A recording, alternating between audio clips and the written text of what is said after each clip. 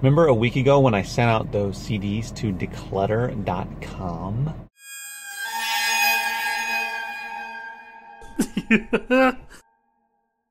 I received an email a day or so ago saying they received them, so it took a little bit less than a week. And then I got another email today saying that my payment was on its way. And I sent in 154 CDs. These CDs are out of the last 2 CD bulk buys that I made. So these were the leftovers, and these are the ones with barcodes and the ones that they actually are going to pay me for. I got 154 out of those 2 groups of CDs that were left over. And out of the 154, they accepted 150, which was pretty awesome. There were 2 that they said had damaged artwork. I don't remember anything having too much damage. Maybe it was a little bit of water damage or a little bit of creasing, but apparently it was too much for them. There was one that said it was promo/no barcode, and another one said non-original. I don't know how they figured that out, but apparently one of them was a fake, I guess, a ripped CD, a fraud, I'm not sure.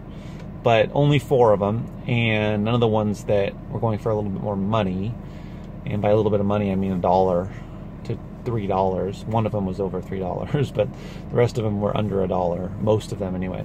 So they're gonna pay me $44.54 for 150 CDs, which is just a hair under 30 cents a CD. Now that's better than them just sitting in my garage and taking up space until I go to a record store to see what I can get for them. And it's probably better than what a record store would give me anyway.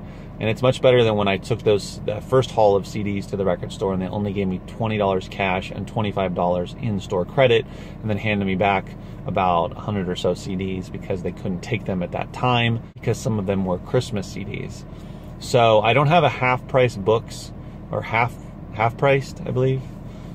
I'm not sure. They're not any around here. I know people get some trade credit for that and even cash. And the only places I found are some record stores. So Decluttr for now is good for the ones that have the barcodes and are in good shape. I was pretty excited to hear that the overwhelming majority of them were accepted. Only 4 were rejected out of 154. So my thumbs up for Decluttr.com. If you're selling CDs on Amazon and you buy bulk and you get a bunch of extra ones that you can't do FBA, and you're not doing merchant fulfilled, and you're not selling them in any other way unless you're holding some sort of doing a flea market or regular yard sales, or in some sort of, you have a booth somewhere. Excluding all of that, if you're not into that or not doing that, then you're gonna have to move those CDs somehow. Either you're gonna donate them and not make any money, just get the tax write-off, or you're going to go to some sort of record store or bookstore. They'll give you credit or cash for them. So try Decluttr for some of them, and it might work for you too. It took about 6 days for it to get there, and then they turned it around pretty fast though, within about a day once they got the CDs. So that was good. It's not going to take forever, you know, for it to turn around. So this will be about a 2-week process from when I ship the CDs to Decluttr and then when I get the check, because they're going to send me a check. I believe you can also do direct deposit, but regardless, it's not a lot of money, so I don't need to get it immediately, but it's nice to get extra money to cover some of the sourcing costs for these CDs. But it's actually just going to be profit because I've already made my money back for those 2 bulk lots. So it's good to know, I have this in the back pocket, so in the future I plan on buying more bulk lots of CDs. I'm already looking for some more right now, and if I find a few more, then I'll know where I can send some of them to, and then the rest of them will probably go to a record store. So that's good. Also, non-related is the guy from the thrift store where I got the Gaylord. Made the long video of it, which put me behind on my videos, and this one's gonna post late again. Sorry about that. I'll try to get back to posting in the morning.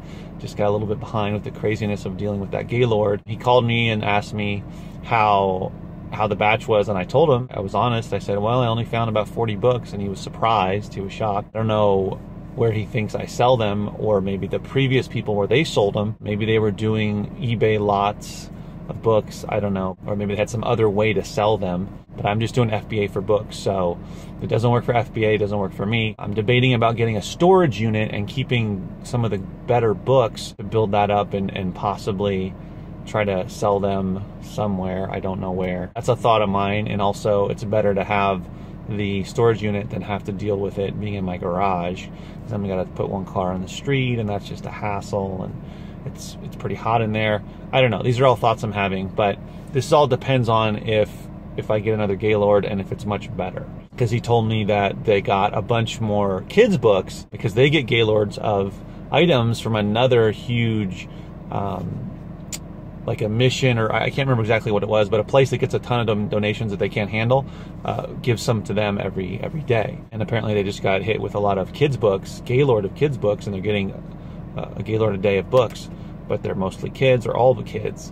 And you know, if they're like the ones that were in this Gaylord, then I can't really sell any of those. I found maybe 2 kids books that I could sell out of the whole bunch on FBA. So he said, oh, well, we're gonna hold off then, and he's gonna contact me when they have non-kids books to give to me. So I'm willing to give it a shot again to see if I can get more quality fiction books and nonfiction, of course, and to better deal with the books. So this time, instead of picking up the Gaylord, because here was the thing that I didn't tell you about, is I'm not keeping the Gaylord.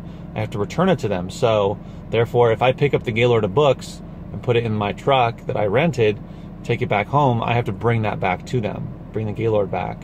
So instead of doing that, I'm just going to offload all the books out of the Gaylord into the truck that I rented. So I'll have a bunch of boxes and create some space there for it.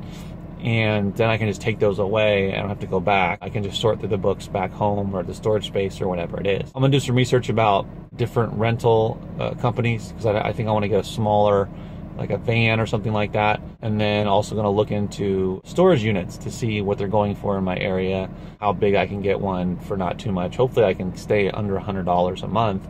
I don't know what they go for. I need it to be big enough to hold some books. So I don't want too much of an expense for that. And that all depends on how it goes with the Gaylord, the next Gaylord. If it's good, you know, if I can make at least, I would say, I'm going to spend $80, rent a truck. So let's say it's just one truck. Go there, take all the books out, put them into the van or whatever, into the truck, and then drive back home. Let's say I'm spending about $80 to rent a truck. If I can rent a truck versus like a U-Haul, which charges per mile, then I'll be cheaper. But let's say it's 80 bucks, that's $160 already. And then I have to pay for gas. So we're talking about at least 200 bucks. I need to be making at least, I would say, $800 to $1,000 profit after my expenses. That would only really make sense to me, that I know that each time I get a Gaylord, I'm gonna make 800 to 1,000 bucks.